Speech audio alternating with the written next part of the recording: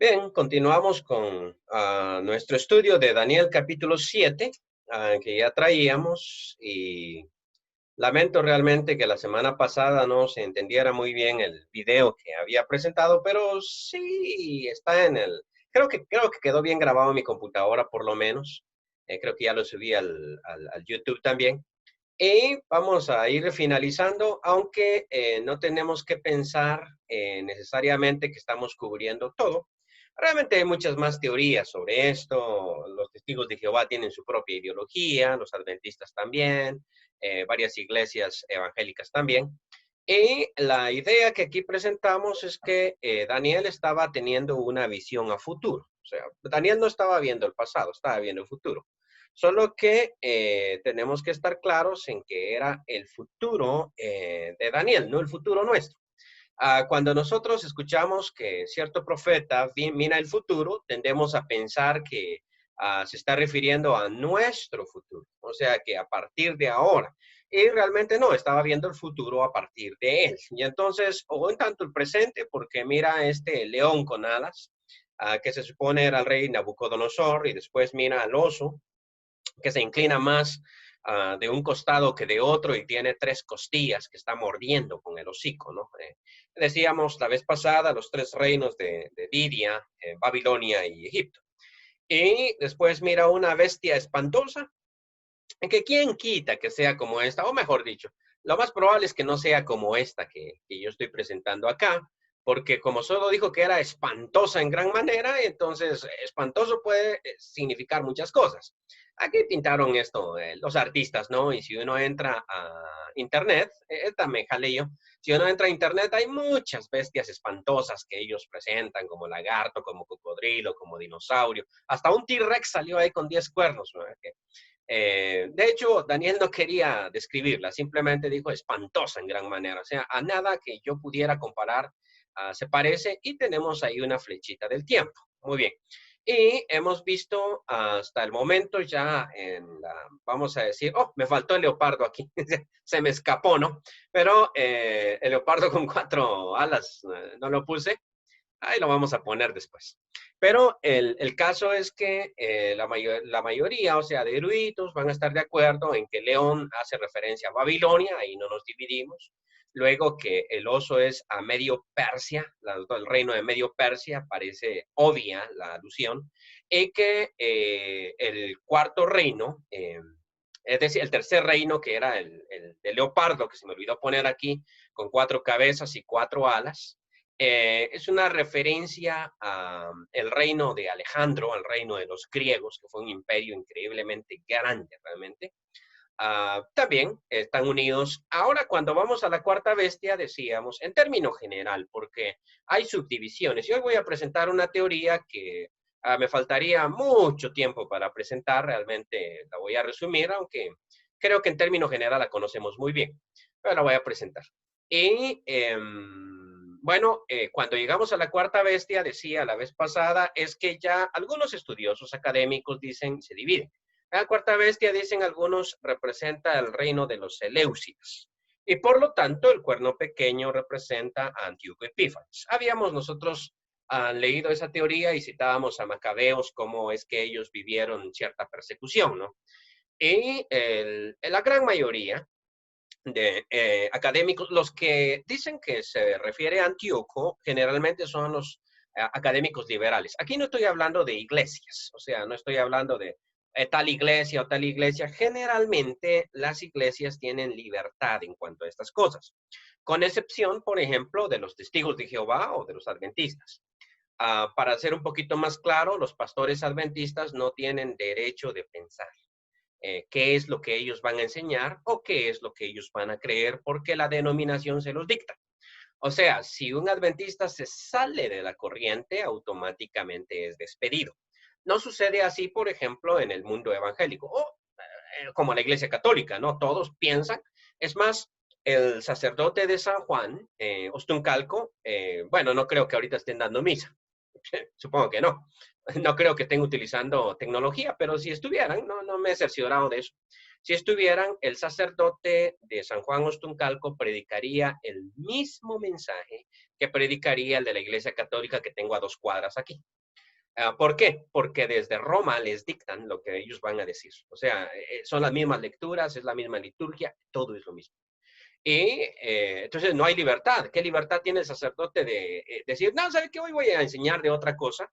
Y precisamente uno de los movimientos de reforma en la época de Lutero, la de Zwinglio, en la ciudad de Zurich, comienza precisamente porque Zwinglio mandó a volar eso y dijo, nah, vamos a enseñar Mateo 1 y el próximo domingo Mateo 2 y así nos vamos a ir por la Biblia, porque eso de estar siguiendo las lecturas que nos dictan desde Roma, eso no, yo no voy con eso. O sea, prácticamente así es como inicia ese movimiento de reforma. Pero el caso aquí, por ejemplo, es que entonces cuando hablo de eruditos no me estoy refiriendo a eruditos de una iglesia o de otra. Es más, ni siquiera estoy hablando de miembros de la iglesia o eruditos de la iglesia de Cristo, ya que curiosamente en la iglesia de Cristo poco estudian estas cosas. Se concentran en el griego, en el hebreo, en otras áreas, sobre todo en la doctrina de salvación. En eso sí, son pilas, vamos a decir, y en eso sí se concentran para andarse peleando. A veces, en estas cosas no. Entonces estoy hablando de eruditos en término general. Los de corte liberal van a decir que es Antíoco Epífanes, los más conservadores. Y la mayoría van a decir que el cuarto reino es Roma. Pero una vez que dicen Roma, falta todavía determinar quién es el cuerno pequeño. Entonces, los más conservadores van a decir que el cuerno pequeño es el emperador Domiciano y que los 10 cuernos son los 10 emperadores que existieron antes de él en Roma y que los 3 que cayeron, hasta con nombre y apellido, que solo gobernaron un mes, Galba, Otón y Vitelio, ¿no? Y no voy a nombrar a los 10 emperadores porque ya lo hicimos antes.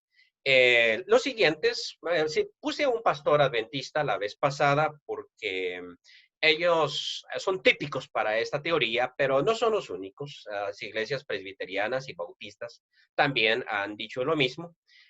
Hace referencia a que los 10 cuernos son los 10 reinos bárbaros que se apoderaron de lo que en aquel tiempo era la Roma, ¿no? Y que el cuerno pequeño, por ser algo diferente, ¿no? Con boca y todo lo demás, se refería al gobierno papal. Y ahora, un poquito de historia, ¿no? Realmente Jesús, yo sé que esto no le va a gustar a ningún católico que lo oiga, pero Jesús no dejó ningún papa. En eso estamos claros. ¿Sí? Él dejó 12 apóstoles y de hecho los recriminó un par de veces porque ellos querían saber quién de los 12 era el más importante. Y Jesús constantemente les dijo, la cosa no es así. Si ustedes no han entendido que las naciones ejercen dominio, ellas sí son los reinos del mundo, pero entre ustedes no será así. O sea, esto será un reino diferente, no es como ustedes lo han marcado. Y entonces, pero ¿qué es lo que sucede realmente? Que los diferentes obispos de la iglesia con el tiempo fueron cobrando importancias. Y sobre todo cuando Constantino logra o se convierte al cristianismo, aunque narrando un poquito de historia, Constantino no se convirtió, es decir, él era simpatizante del cristianismo, pero realmente se bautizó cuando ya estaba muy anciano, no se quiso bautizar de joven, emperador. Bueno, es que como emperador tenía que hacer muchas cosas que no eran muy cristianas, entonces no se quiso bautizar, pero benefició altamente a la iglesia, los obispos no pagaban impuestos, entonces cualquiera quería ser obispo. Ya no era el tiempo de Policarpo en que el obispo era el que se llevaban preso para morir por Cristo, sino era el tiempo en que el obispo iba a tener gran poder. Y los obispos empezaron a dejar ese poder y ese gobierno a sus propios hijos. Por eso surgió el celibato en la Iglesia Católica, para que los obispos no tuvieran hijos a quien dejar el gobierno de la Iglesia, que se había convertido en un lucro muy importante. Y sobre todo el obispo de la iglesia en Roma, que iba a ser el más importante, el que después se iba a llamar Papa, empezó a tener mucho poder y hay un momento preciso en la historia donde él se convierte en rey. Porque una cosa es ser obispo de la iglesia y tener mucho dinero, muchos fondos y mucho poder, y otra cosa es convertirse en un gobernante terrenal. O sea, es una cosa muy diferente. Y si hubo papas malos, sí, realmente sí. La historia está llena de esas cosas. ¿Y hubo papas buenos? Sí. La verdad, sí. Depende, Dios los juzgará, ¿no? Ya voy a decir yo, pero juzgando desde el punto de vista político, no religioso. Desde el punto de vista religioso diríamos que están mal por usurpar la posición que solo corresponde a Cristo. Pero desde el punto de vista religioso, digo, político, sí, hubo algunos que se preocuparon por hacer algo bueno, pero la gran mayoría fueron terribles y el más terrible de todos, que hasta hay una serie en HBO sobre él, fue Rodrigo Borgia, llamado Alejandro VI, o sea, se cambian de nombre cuando se convierten en papas. Entonces está la serie de los Borgia, por si ustedes quieren saber qué tantos pecados cometían estos papas. Sale en televisión, interesante, tristemente celebrado. Era español, o sea, el único papa español. No, no fue el único, creo que sí es el único. Ahora sí ya me falló la memoria, no sé si es el único español, pero es terrible, terrible realmente. Eh, Alejandro VI, poquito antes de la Reforma. No fue el papa de la Reforma, el papa de la Reforma es León X de la familia de los Medici, pero realmente es terrible. Y entonces le achacan a él todas esas situaciones, todas esas cuestiones, porque además de eso, la tira papal decía en latín Vicarius Filii Dei. Y los adventistas precisamente le hicieron esto, empezaron a contar su frase que llevaba en la tira papal, que precisamente ustedes estudiaron los números romanos, ¿no? El 1 vale, la I vale 1, las 3 I valen, cada I vale 1, cada B vale 5, cada L vale 50, cada C vale, en fin. Y le pusieron Vicarius Filii Dei, le sacaron los números y en efecto daba 666. O sea, esto sí fue terrible, o sea, eso sí fue terrible.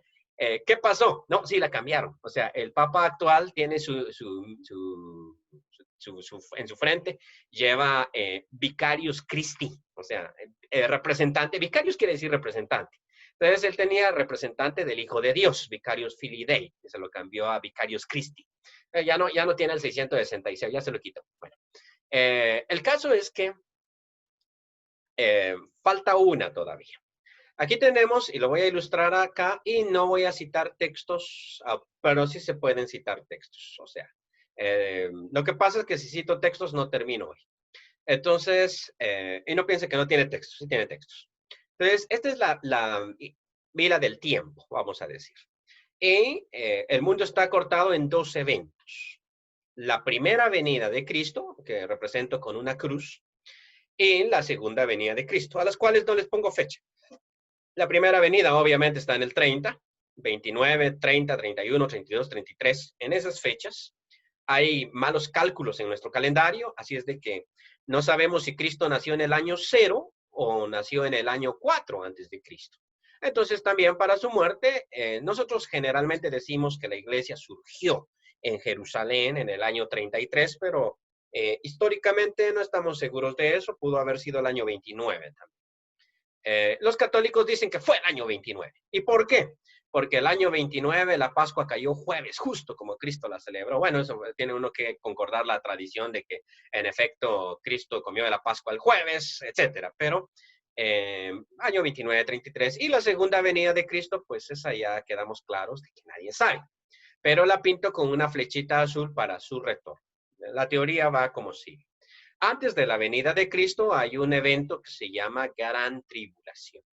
¿Y por qué grande? Bueno, porque tribulación la iglesia siempre ha tenido. O sea, esta es la idea. La iglesia siempre ha tenido tribulación. Bueno, de hecho, aún en historia de la iglesia, yo siempre les digo a los muchachos cuando les enseño griego y cuando les enseño historia, les voy a decir un montón de mentiras que son verdades, pero más adelante le voy a decir que son mentiras. O sea, le voy a contar la verdad ahorita, le voy a decir esto es verdad, y más adelante le aclaro en qué le mentí. Históricamente se dice que las persecuciones contra la iglesia como tal arrancan con Nerón, aunque realmente eso es mentira, no arrancan con Nerón. Nerón persiguió a la iglesia porque los acusó de incendiar Roma, pero solo acusó a los cristianos que vivían en Roma, no a los que vivían en las provincias, por una parte. Y por otra, muriendo Nerón, la persecución se acabó, porque no era un edicto imperial, era una tontera de Nerón. Sin embargo, cuando viene Domiciano, Domiciano sí declara ilegal el cristianismo. Y entonces, muriendo Domiciano, la persecución continuó. Ahora los historiadores cuentan 10 persecuciones contra la iglesia, pero realmente no fueron 10, fue una. Lo que pasa es que esto es como las olas del coronavirus. Viene la segunda ola, la tercera ola, qué sé yo. Lo que pasa es que ciertos emperadores decían algo como, ¿yo qué le voy a poner atención a eso? Permítame, voy a ver aquí. El micrófono que está prendido ya lo apago. Eh, Había ciertos emperadores que decían, yo no voy a perseguir cristianos, estoy persiguiendo cristianos, yo tengo otras cosas importantes que hacer. Pero en términos general, la persecución era, el cristianismo era ilegal y la persecución continuaba. Entonces los historiadores cuentan 10 persecuciones y nos dicen, aquí viene la mentirita, que las persecuciones terminaron para la iglesia en el 313, cuando Constantino firma un edicto con Licinio, era el emperador, o sea, que habían 3 emperadores y se estaban agarrando. Y entonces 2 de ellos firmaron un edicto, Constantino y Licinio, y dijeron, vamos a derrotar al tipo que está ahí en Roma, Magencio, y para derrotarlo vamos a firmar nosotros un acuerdo. Y dentro de ese acuerdo, Constantino puso la cosa, mira, una cosa que yo quiero es que no persigamos a los cristianos. Y la razón es que la mamá de Constantino era cristiana. Entonces, esa es la razón. O sea, permítame, voy a silenciar el micrófono una vez más. Vamos a ver. Ok. Que se prenden los micrófonos de repente, ¿no? Este Zoom es, dice que es chino, o sea, no nos sorprenda, ¿no? Es chino. Ok, entonces, la mamá de Constantino ya era cristiana y por eso hace eso. Ok, pero ya estoy alargando mucho esto, pero cuando Constantino firma la paz, digo, firma este concordato con el emperador de Oriente y le dice, no persigamos a los cristianos, no seamos mala onda. Y terminan las persecuciones, solo terminan en el Imperio Romano porque en el Imperio Persa, los que en aquel tiempo no se llamaban los persas, se llamaban los partos. Entre los partos la persecución arranca y cuando Constantino toma el poder completo, arranca con más fuerza. Porque este Constantino le mandó una carta a este emperador y le dijo, mira, sé que dentro de mi gente tienes a unos, dentro de tu gente, perdón, tienes a unos de mis súbditos que se llaman cristianos. ¿Los tratas bien o si no? Estas amenazas, ¿no? Entonces el emperador aquel dijo, pues que los trato mal y entonces empezaron a perseguir a los cristianos en el imperio persa. Por una parte. Por otra, la iglesia que ya no fue perseguida fue la que se hizo oficial, es decir, la que aceptó a Constantino. Pero los hermanos que no quisieron unirse con el imperio o que no tenían la doctrina oficial, la doctrina que impulsaba la iglesia mayoritaria, sí fueron perseguidos. Constantino mismo persiguió a muchos, él no diría que eran cristianos, pero nosotros diríamos que sí. Entonces, en ese sentido se habla de una gran tribulación, muy bien, tribulación que en estos términos debe durar 7 años, exactamente. Um, y obviamente ahí tenemos entonces al cuerno pequeño. O sea, la idea es que del gran imperio romano que alguna vez gobernó, de ese imperio se debe levantar un líder político religioso que domine el mundo. Ahora, avanzando. Sin embargo, aquí voy a entrar en 3 teorías. ¿Sí? Estas mismas autores se pelean en 3 teorías. O sea, y de hecho, hay una universidad muy importante en los Estados Unidos, se llama el Seminario Teológico de Dallas, Bautista. Es una escuela de mucho, mucho renombre, realmente, o sea, en sentido de erudición. Ellos defienden todo esto y presentan, son grandes académicos, entonces presentan aquí 3 teorías. La primera, aquí vamos a hablar del arrebatamiento de la iglesia, lo cual está enseñado en 1 Tesalonicenses capítulo 4 y versículo 16, ¿no? En adelante. Porque el Señor mismo con voz de arcángel, con voz de ángel, ¿cómo es la cuestión? Se me olvidó ahorita lo busco, lo leo. Lo tenía de memoria hace algunos años, ¿no? Ok, dice 4:16, porque el Señor mismo con voz de mando, con voz de mando, con voz de arcángel y con trompeta de Dios descenderá del cielo y los muertos en Cristo resucitarán primero. Luego nosotros, los que vivimos, los que hayamos quedado, seremos arrebatados juntamente con ellos en las nubes para recibir al Señor en el aire y así estaremos siempre con el Señor. Por tanto, alentaos los unos a los otros con estas palabras. Lo que pasa es que los tesalonicenses estaban teniendo problemas con, bueno, el problema de ellos era que uh, tenían difuntos y ellos no sabían qué iba a pasar con sus difuntos cuando Cristo viniera. ¿Se iban a ir con Cristo o iban a resucitar mucho después? Entonces Pablo les escribe y les dice, realmente Pablo solo estuvo, según los eruditos, 3 meses para enseñarles. ¿Cuánto enseña uno a la iglesia en 3 meses? Realmente es poquito lo que uno puede hacer. Entonces a Pablo no les ha enseñado esto y por eso les dice, por lo cual os decimos en palabra del Señor, que los muertos, que nosotros los que vivimos, no pereceremos a los que durmieron en Cristo. No nos vamos a ir antes. Cristo no se va a llevar a unos y va a dejar a otros. Se va a llevar a todos y se los va a llevar juntos. Entonces, por eso les dice, los muertos en Cristo resucitarán primero. Primero que quiénes, primero que nosotros. O sea, ese es el primer acto. Y después todos nosotros, ellos y nosotros, o bueno, Pablo decía que iba a estar vivo, lo mismo que yo estoy pensando. No lo sabemos, ¿no? Podemos estar muertos, luego todos seremos arrebatados. Ahora, el término griego que se utiliza ahí es arpagnon. Y arpazo es el verbo, ¿no? Es un verbo, sí, arpazo. Y es el mismo término que utilizaban los griegos para cuando un tipo le quitaba la cartera a otro. O sea, imagínense que usted está pagando en el mercado y pasa un tipo corriendo y le agarra la cartera y se la lleva. O sea, es algo violento, es algo como que lo tomo y me lo llevo, ¿sí? Entonces, por eso es que la Reina Valera traduce arrebatar. Comúnmente se le llama a esta doctrina la doctrina del rapto, pero este es un error que procede de la Biblia latina. Lo que pasa es que en la Biblia latina, en el latín, raptare es lo mismo que arrebatar, pero luego en el español raptar es otra cosa. O sea, es robar, ¿no? La raptó, o sea, la secuestró. Y esa no es la idea. Por eso es que la Biblia dice arrebatar y muchos hablan de arrebatamiento de la iglesia. Entonces, una de las teorías dice que esto sucederá antes de la gran tribulación. Independientemente de cuándo dure la gran tribulación, sucederá antes. Es la posición que defiende Jimmy Swaggart, ¿no? Él siempre decía esto. De hecho, estuve escuchando varias de sus predicaciones con respecto al tema y él no es muy apologeta, así es de que no da textos. Si ustedes lo recuerdan, le gustaba mucho contar historias y se basaba más en las historias. Pero él decía reiteradamente, mira, nosotros no esperamos otra cosa más que el rapto, decía. Bueno, es que los gringos dicen raptos. Igual que los gringos son un poquito raros, ¿sí?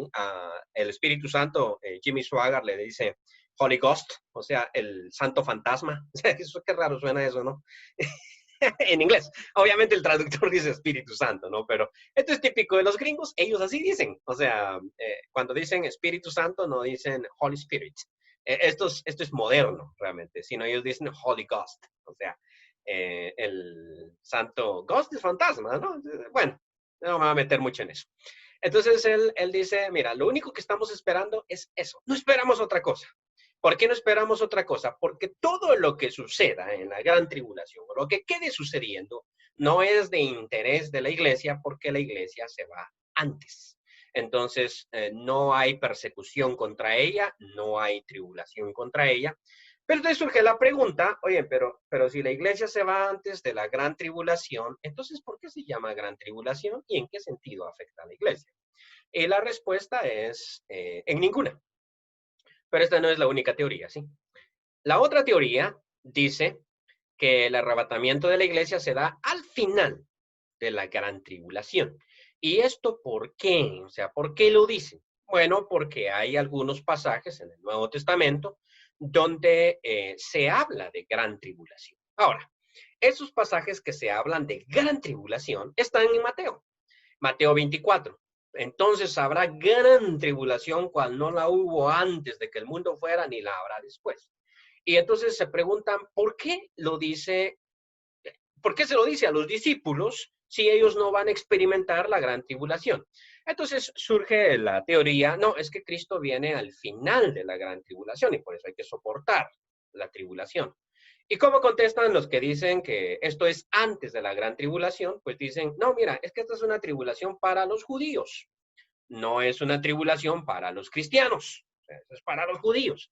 Recordemos que cuando Cristo estaba hablando en Mateo 24, le estaba diciendo eso a judíos, pero luego vienen los otros y dicen, le estaba diciendo eso a los 3 apóstoles, no le estaba diciendo eso al pueblo. Sí, pero los 3 apóstoles eran judíos. Sí, pero, o sea, y puedo seguir yo con el debate. Y realmente en YouTube, pero en inglés, lamentablemente, hay grandes debates sobre esto. Y entonces surge la tercera teoría.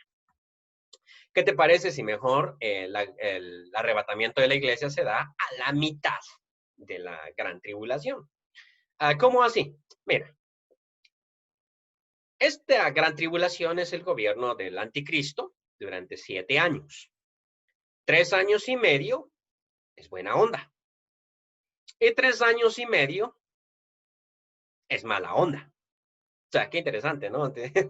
¿Y esto de dónde? No, pues mira, ¿cómo se llama este? Cuando Apocalipsis dice que el ángel le dijo a Juan, cómete el librito, Juan se lo comió y le supo dulce en la boca, pero le amargó el estómago. El gobierno del anticristo que durante 3 años y medio es buena onda, pacifica todo, ya no hay guerras. Obviamente, este es un discurso que no hemos escuchado nada más ahorita, sino que ya es viejo el discurso. En el ¿cómo se llama este? Déjame. En el 1600, Thomas Hobbes, filósofo inglés, escribió un libro que se llama El Leviatán. Interesante el nombre del libro. Y estaba hablando de política. O sea, y la teoría de Thomas Hobbes en aquella época, que casi nadie defiende hoy en día, es que si el gobierno está en las manos de uno solo, nosotros tendremos seguridad. Porque lo que crea la desconfianza y la problemática política es la división de poderes. O sea, ¿por qué hay guerras? Bueno, hay guerras porque Estados Unidos le declara la guerra a China. ¿Y cómo podríamos nosotros no tener guerra? Pues que un solo tipo gobierne a los dos gobiernos, Estados Unidos y China, y entonces tenemos paz. ¿Cómo tendríamos paz, por ejemplo, entre la Mara 18 y la Mara MS? Bueno, que un solo tipo sea el mero mero de las dos maras y se acabó el problema. O sea, interesante el postulado, ¿no?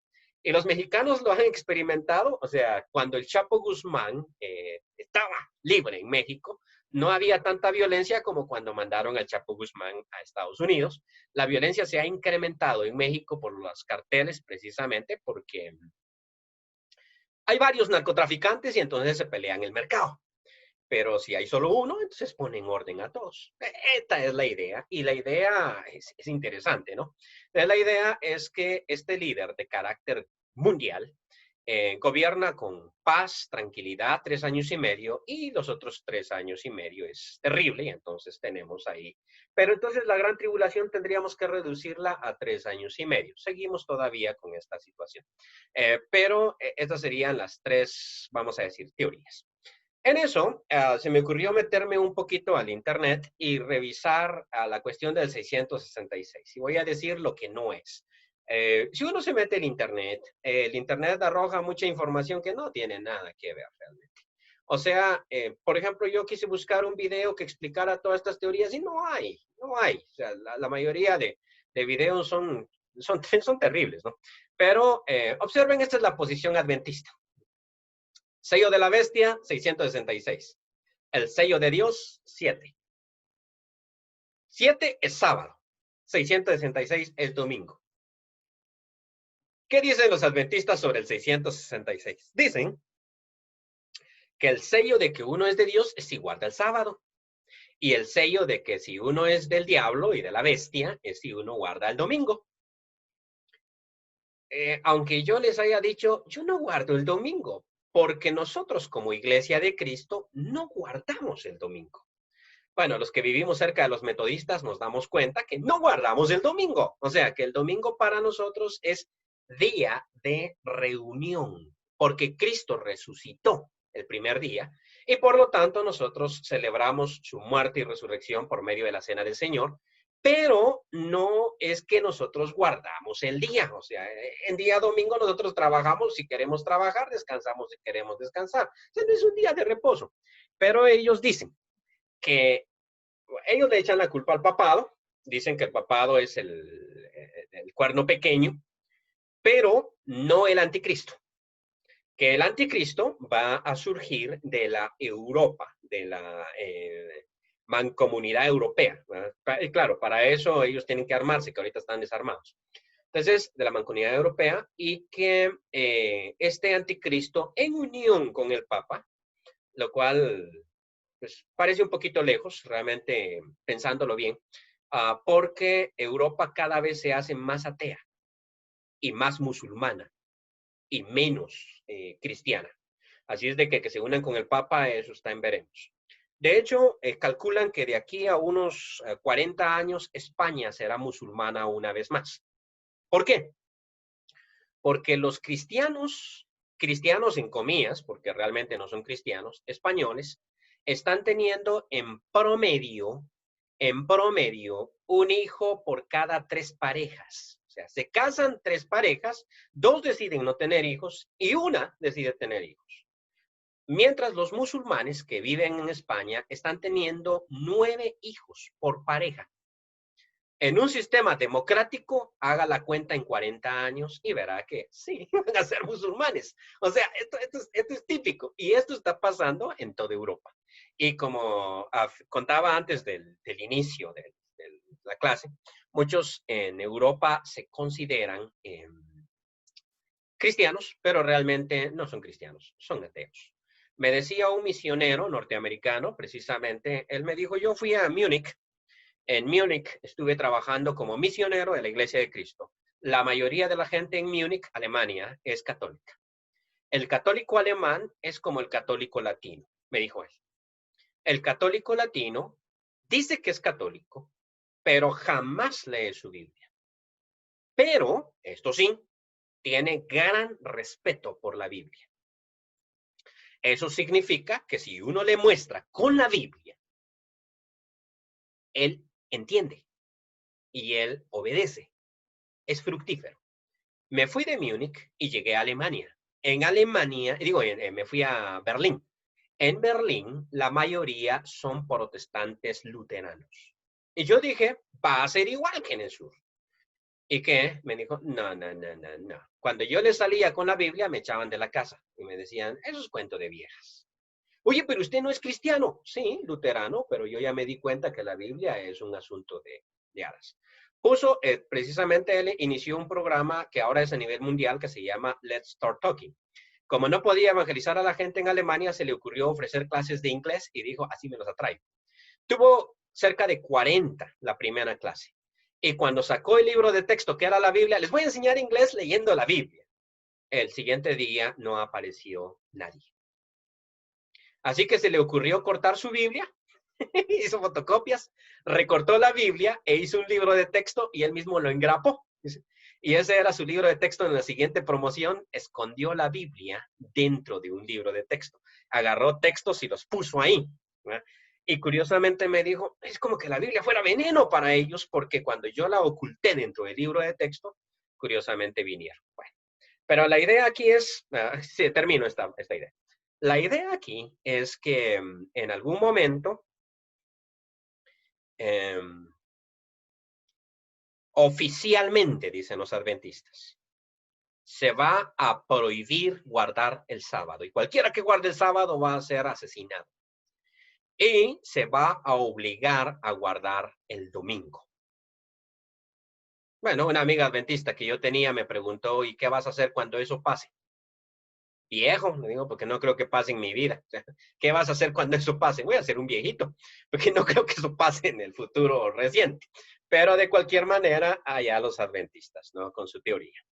Esta fue popular en la década de los 90 y quiero que vean que tiene cierta lógica. Número de barras. Es que en esa época empezaba a salir el número de barras.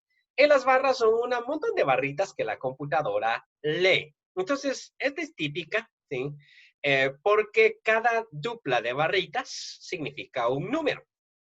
Y abajo tiene unos números, ¿no? Y si uno se fija en el 6 es representado por dos barritas en línea recta. Muy bien. 6 es representado por dos barritas en línea recta. Y todo número de barras arranca con esas dos barritas al inicio, en medio y al final. Y decían, en el número de barras está escondido el 6, 6, 6. No sé si ya lo notaron. Voy con otra teoría. También acusaron al Internet. Y esto va a sonar un poquito raro, ¿sí? Porque cuando nosotros entramos al Internet, ponemos www. Punto. O sea, así arranca toda página web. www.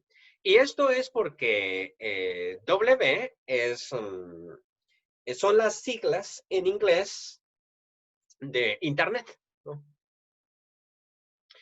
Pero curiosamente, la W es la sexta letra en el alfabeto hebreo. Entonces, ahí está, el 666. Y hoy en día probablemente sea Google la página más visitada de Internet. Y curiosamente, si ustedes miran la imagen de Google, que yo no sé de dónde sacaron esta imagen, los de Google, pero simplemente a mí me parece un disquito con con cuatro colorcitos, ¿no? Azul en el centro y rojo, amarillo y verde alrededor. Pero curiosamente ellos dicen, observa cómo te está figurando los seises aquí, ¿no? Bueno, depende de dónde esté uno parado, porque si no parecería un 9, ¿no? Pero está dibujando los seises. Es el logo de Google Chrome, ¿no? El 666.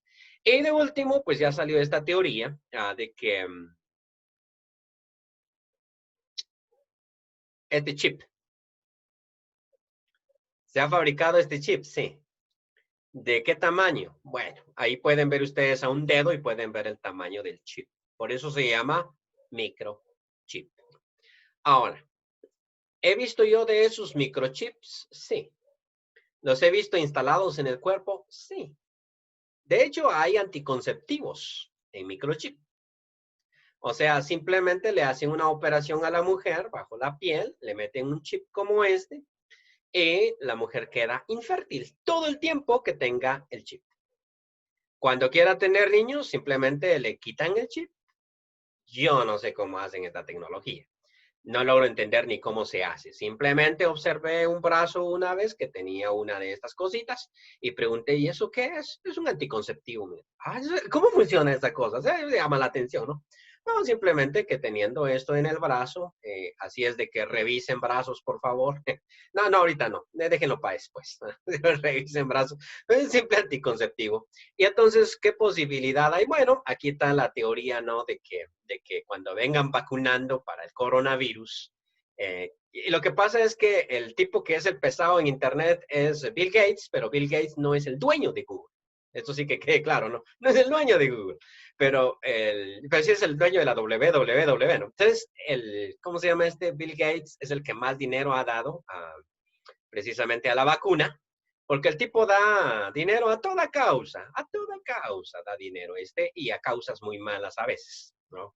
Cuestiones de abortos y otras cuestiones. Bill Gates es típico para eso. Pero también ha dado mucho dinero para que la vacuna salga. Entonces muchos dicen que en la vacuna del coronavirus va a venir un chip. Este es el que nos muestra, más chiquito que este, o sea, usted ni siquiera lo va a ver. Ahí va a estar metido dentro del líquido y cuando le pongan la vacuna, cabal, le pusieron el sello de la bestia. Bueno, personalmente, la única teoría de estas que me gusta un poco es esta, la de los adventistas. ¿Por qué? Porque jamás Dios nos podría a nosotros castigar o decir inculpar por algo que pasa a nivel inconsciente. O sea, esto es absurdo. O sea, ¿qué culpa tengo yo de comprar un Tortrix que tiene un código de barras que curiosamente tiene el 666 ahí? O sea, ¿cómo me puedo salvar de esa, no? Hasta la misma Coca-Cola, y eso sí, sería bueno evitarlo, pero la misma Coca-Cola va a tener su sello de barras. Todo tiene sello de barras, pues ya ves. Pero los mismos que andan posteando esto en internet, le apuesto que sí se echan su Coca-Cola después de grabar su videíto, y su videíto tiene el 666. Pues, no es algo así, realmente, no es algo así. Siempre la situación, aunque sería interesante hablar un poquito más del detalle, pero siempre es una confrontación. ¿Quién sería tan loco como para tatuarse 666 en la frente o en el brazo derecho? Bueno, siempre hay locos. ¿Se acuerdan ustedes de José Luis Miranda? ¿No se acuerdan de Salvos siempre salvos, creciendo en gracia? Este tipo les dijo a sus seguidores que él era Cristo y que se iba a manifestar, ¿no? Y que el 666 era el número de Cristo realmente. Y que Juan lo había malinterpretado y mandó que todos sus súbditos se tatuaran 666. Hace unos 10 años. Yo los vi en Tegucigalpa, tatuados. Yo los vi tatuados. De hecho, aquí en Honduras clausuraron su iglesia, no porque dijera tanta blasfemia, sino porque se atrevió a tatuar menores de edad y eso es prohibido. O sea, es que un menor es otra cosa. Entonces clausuraron su iglesia. Pero esa gente sí se estaba tatuando en la frente. O sea, qué interesante es la gente, ¿no? Pero tiene que ser definitivamente algo confrontativo. Y quiero leer un pasaje de las Escrituras para concluir. Recuerden que aquí no hemos terminado. Recuerden que luego venimos la siguiente semana y todavía esto está empezando todavía. Está muy largo, ¿no? Ya tenemos más tiempo que vida. Mateo 24, 42 al 44. Velad pues, porque no sabéis a qué hora ha de venir vuestro Señor. Interesante. Pero sabed esto, que si el padre de familia supiese a qué hora el ladrón habría de venir, velaría y no dejaría minar su casa. Si uno sabe que el que está a 2 cuadras de distancia es un asaltante, se va por otro lado. Realmente el truco del ladrón y del asaltante es agarrarlo a uno desprevenido. Entonces eso quiere decir que si uno está avispado y siempre mirando para todos lados y siempre astuto, el ladrón nunca lo agarra, pues sí. Entonces el ladrón va a buscar la hora en que nadie lo espera. Nadie lo espera. Y nadie sospeche de mí. Esa es la idea, ¿no? Ya Job decía, cuando madruga se largan, porque si son descubiertos aparecen temores a ellos. Entonces decía Jesús aquí, mira, pero si esto digo, si el padre de familia supiese a qué hora ha de venir el ladrón, velaría y no dejaría minar su casa. Ok, si nosotros supiéramos a qué hora, cuándo viene Cristo, nosotros no caeríamos nunca. O sea, si dijera Cristo, mira, yo vengo, me dijera, yo vengo en el 2125, yo diría, no va a pasar en mi vida. Así dijo Ezequías, ¿no? No va a pasar en mi vida. Ok. Entonces le haría la siguiente pregunta. ¿Cuándo me voy a morir? Homero Simpson le pregunta eso al Señor. ¿Cuándo me voy a morir?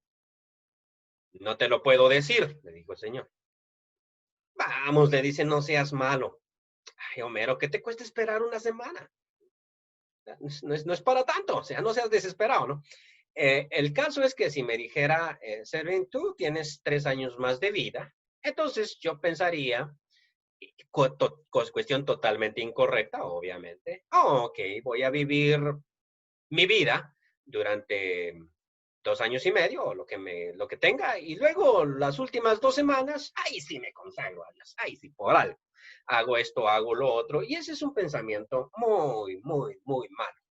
Y precisamente Dios no quiere que tengamos este pensamiento, entonces le digo, no, no te lo voy a decir. Y dejen de estar preguntando porque ni siquiera yo sé, ¿sí? Y no anden diciendo que un ángel le reveló porque ni los ángeles saben. Solo lo sabe mi Padre. ¿Y él por qué no lo dice? Porque no le da la gana. Ok, se van a seguir preguntando. No le da la gana. ¿Y por qué no le da la gana? Porque lo que es importante para ustedes es esto. Por tanto, dice, también vosotros, o sea, como el padre de familia que no sabe a qué hora le van a robar, por lo tanto, vela toda la noche y cuida sus cosas bien porque no sabe en qué momento le van a robar. Por tanto, también vosotros estad preparados porque el Hijo del Hombre vendrá a la hora que no pensáis. O sea, cuando ustedes menos se lo imaginen, allí aparece. Ahora, esto no significa, sí, que si nosotros estamos velando, Cristo no viene, y si estamos desprevenidos ahí, Cristo nos cae, sino que Jesucristo puede venir precisamente en cualquier momento. Y aparecen a continuación de aquí, de este pasaje, tres ilustraciones de tres que tenían que estar preparados para cuando su Señor viniese. En primer lugar estaba el siervo, cual se puso a golpear a sus consiervos y vino el Señor de él a la hora que él no se imaginaba. Después aparecen las 10 vírgenes, 5 de ellas prudentes, 5 insensatas. Las 10 se durmieron y cuando llegó el pregón diciendo que el novio había llegado, se levantaron las 10. Pero 5 de ellas estaban preparadas, tenían el aceite en sus vasijas y 5 de ellas habían alistado ropa, maquillaje, collares, vasija, pero no le habían puesto aceite. O sea, qué pilas, ¿no? O sea, y varias gente es así, ¿no? Que, mira, que voy a ir a tal parte, si me quedé sin carga. ¿Y por qué no cargaste el celular? Es que no sabía que no tenía carga. Si pensabas viajar, no cargaste el celular. O sea, qué interesante el asunto. Bueno, traje la lámpara, y lo que se me olvidó fueron las baterías. Pequeñito error, ¿no? O sea, un errorcito lo comete cualquiera, ¿sí? Ya es hora de celebrar la cena del Señor. Sí, sí, aquí tengo los vasos, los recipientes y el pan. El pan, se me olvidó hacer el pan. O sea, pequeño detalle, ¿no? Pero así somos nosotros. Y luego los siervos a los que se les había encomendado los talentos. Al que tenía 5 talentos no le importó cuándo venía su Señor. Él simplemente agarró los talentos y se puso a trabajar. Voy a trabajar, voy a negociar, ¿no? Y voy a ganar. Y su señor vino y tenía otros 5. Y si su señor hubiera tardado más en venir, hubiese tenido 10. O sea, hubiese tenido 10 más. Hubiese entregado 15. Y si su señor hubiera venido más pronto, pues le hubiera dado 5 y 2 que había ganado. Él, en cuanto su señor le dijo, negoció. Su señor le dijo, negoció. Pero el que solo entregó 1, sin importar que el Señor le hubiera dicho cuándo iba a regresar, él le hubiera entregado su talento. 1 me diste y yo lo enterré. Lo que llama la atención de estos, y siempre voy a repetir este principio, ¿sí?, de este pasaje. Lo que llama la atención de este pasaje es que Jesús nos dice que nosotros debemos estar preparados para su regreso, no para la venida del anticristo. Es para su regreso. O sea, fiel todo el tiempo para su regreso. O sea, nadie de estos dijo, mira, es que, mira, es que yo estuve mirando las señales en el cielo y nada. O sea, a usted Cristo le dice, yo voy a regresar y usted dice, voy a empezar a vivir como si Él regresara hoy. Punto. Y si Él regresa dentro de 5 años, igual sigo trabajando, igual estoy trabajando. Pero mira que las señales yo ni siquiera vi las señales porque estaba preocupado por hacer lo que la voluntad de Dios decía. O sea, este es el punto que voy a marcar de aquí en adelante. O sea, era la cuestión. Y por eso es que a los que esperan las señales, por ejemplo, mira, ya hay una guerra posible entre la India y China. Hay otra posible entre Japón y China porque hay problemas ¿cómo se llama?, diplomáticos ahí. Y otra entre Australia y China. Y entonces están velando acá, pero no cambian su vida. Este es el punto, o sea, no cambian su vida. Y de repente nunca hubo ninguna de esas guerras. O sea, con esto quiero plantear, por ejemplo, que en el 1987 decían que Nostradamus había predicho el fin del mundo. Y que por lo tanto el fin del mundo venía en el 87 y mucha gente se preocupaba por eso. Incluso se mencionaba en varios libros. Hal Lindsey proponía 1987 como la venida del Señor Jesús. Pues mucha gente esperaba pues qué sé yo, la venida del anticristo y todo eso, y pues el anticristo no vino y Jesús tampoco, y algunos de ellos murieron en sus pecados. O sea, esto es lo grave, ¿no? Como no sucedió lo que decían, entonces vamos a vivir la vida alegre porque lo que pasa es que yo tengo que vivir pensando que Cristo puede venir hoy, pero también pensando en que tal vez Cristo no venga hoy, pero yo sí me muero hoy. Para morirse uno solo necesita que algo funcione mal. Y lo importante realmente es vivir la vida o sea, me encanta a mí un documental que miré de Albert Einstein. Voy a terminar ahí. Albert Einstein está en su lecho de muerte. O sea, está enfermito, está anciano. De hecho, Einstein no se enfermó, mejor dicho. Ahí está acostado y está una enfermera a su pie y él está con un cuaderno haciendo cálculos matemáticos. Se está haciendo sus ecuaciones, que no sé qué.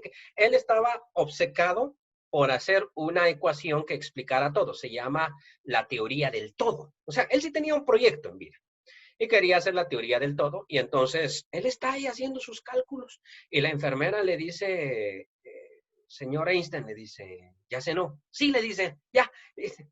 Le dice, ya no trabaje. No, le dice que tengo que resolver estas ecuaciones. No, le dice, le agarra el cuaderno y se lo quita, ¿verdad? Y le dice, suficiente trabajo por hoy, Einstein, mañana será otro día.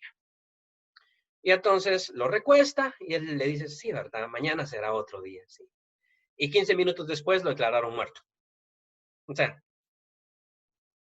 es interesante. Ahora a mí no me interesa la matemática. A mí me interesa el cristianismo. O sea, qué bonito sería que un predicador estuviera ahí en su lecho de muerte con su Biblia abierta, aunque sea en el celular. Suficiente trabajo por hoy, deje de leer. Sí, pero es que quiero estudiar, quiero entender a Dios. Suficiente por hoy. O que esté ahí orando. Ya deje de orar. Suficiente por hoy. Descanse. Mañana será otro día. Mañana usted podrá orar. Y esos son mis últimos 15 minutos de vida. O sea, uno se pregunta, ¿así vale la pena vivir? Así es como vale la pena vivir. O sea, por eso es que Cristo dijo, mira, yo no te voy a decir a cuándo voy a venir, porque yo quiero, o sea, bueno, mi amor, sí, me voy 8 días porque voy de trabajo. Ok, ¿qué día vienes? Oye, ¿qué quieres saber a qué hora vengo? O sea, usted sabe, los maridos celosos siempre vienen a cualquier hora, ¿no? O sea, esa es la cuestión de, mira, voy a venir pasado mañana y se aparecen hoy en la tarde y me cancelaron el viaje, ¿qué te parece? Oye, ¿por qué estás nerviosa? Es la pregunta, ¿no? ¿Qué pasa aquí? ¿Por qué estás nerviosa? Eh, pero es la misma idea de que Cristo no dijo cuándo venía, porque Él quería que nosotros viviéramos nuestro cristianismo perpetuo. Marlon me estaba comentando algo durante la semana. Me estaba diciendo, mira, esos arrepentimientos de último momento son un poquito extraños. Y realmente, yo pienso lo mismo. O sea, hay personas que quieren esperar, por ejemplo, hasta el último minuto, decir, "Mira, cuando yo ya esté en el hospital y ya me quede sin oxígeno, entonces me pongo a cuentas con Dios. Pero mientras tanto, no. Mientras tanto, no. Y siempre digo, bueno, Dios tenga misericordia, porque la misericordia es del Señor, no es mía. La misericordia es de Dios, no es mía. Así es de que yo aquí estoy hablando de lo que no sé. Pero yo pienso que eso es una pésima actitud. Es una pésima actitud. Desde que uno se da cuenta que está mal, es hora del cambio. O sea, vengo mal, sí. Ay, Dios me dé 100 años más para poder vivir en sus caminos. Ah, qué bonito, ¿no? O sea, o sea, que el Señor me dé vida, porque quiero vivir en sus caminos, quiero aprender de Él. Qué bonito. Pero algunos dicen, no, yo voy a esperar todavía. Tengo muchas cosas que vivir. Y el cristianismo me las evita. Constantino así fue. Constantino mató a su propio hijo.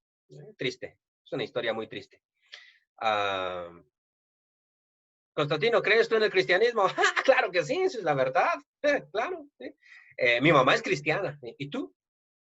No, yo no. Bueno, es que no me he bautizado. Ok, bautízate. No. ¿Por qué no? Porque no puedo ser emperador O sea, quiero aclarar, no puedo ser emperador y cristiano, porque el cristianismo de aquella época era serio. O sea, tú no puedes ser emperador y mandar a matar a gente. No puedes hacer eso. Y ser cristiano a la vez. No puedes. Ah, no, pero yo tengo muchas cosas que vivir, dijo Constantino. Y en su lecho de muerte, pues él se bautizó. Los ortodoxos dicen que es santo. Hay un día dedicado a San Constantino. Los católicos romanos solo le dicen Constantino, el cristiano, porque obviamente se bautizó en su lecho de muerte. A mí no me pregunten, por favor, porque eso de amar más este mundo es terrible. Entonces, independientemente que el cuerno pequeño sea algo del futuro, Matatías entendió cómo vivir su vida en el presente. Muchos reformadores entendieron cómo rebatir a lo que estaba mal en su tiempo. Muchos cristianos al estilo de Policarpo dijeron, bueno, ¿qué me importa el cuerno pequeño? Ese no me importa porque no me va a rendir. A mí lo que me importa es ser fiel a mi Dios. Y eso tiene que ser la esperanza nuestra todo el tiempo. Ser fiel a Dios independientemente de las consecuencias que nosotros enfrentemos. Nosotros no tenemos consecuencias hoy en día. Ser cristiano, ¿qué significa? Bueno, no darle mordida al policía y pagar la multa. Ser cristiano. Está fácil. Bueno, ¿qué significa ser cristiano? Bueno, decir la verdad todo el tiempo. ¿Qué te parece? Bueno, está fácil. ¿Qué significa ser cristiano? Bueno, pues no puedo trabajar como tal y tal cosa. Pues está sencillo. En otras épocas, eso es complicado. O sea, si la España se vuelve musulmana y nosotros también, ahí van a ver ustedes lo que significa ser cristiano. O sea, eso sí se complica. Pero igual, sin importar el poder que pueda tener el enemigo, el mal, la maldad, los movimientos de liberación, sin importar que el gobierno diga, miren, se puede poner, el aborto es permitido, el gobierno no puede hacer. Y el gobierno puede hacer más, incluso ahora solo un hijo es permitido. Miren ustedes la China comunista. Solo un hijo es permitido, el segundo no. El gobierno se lo va a quitar. Ahora ya le están dando a los chinos la posibilidad de tener otro hijo porque ya se fijaron que tienen que tener un ejército numeroso. Pero igual, yo tendré que vivir mi fe en medio de la adversidad. Vamos a pedirle a Eric que nos dirija en la cena del Señor.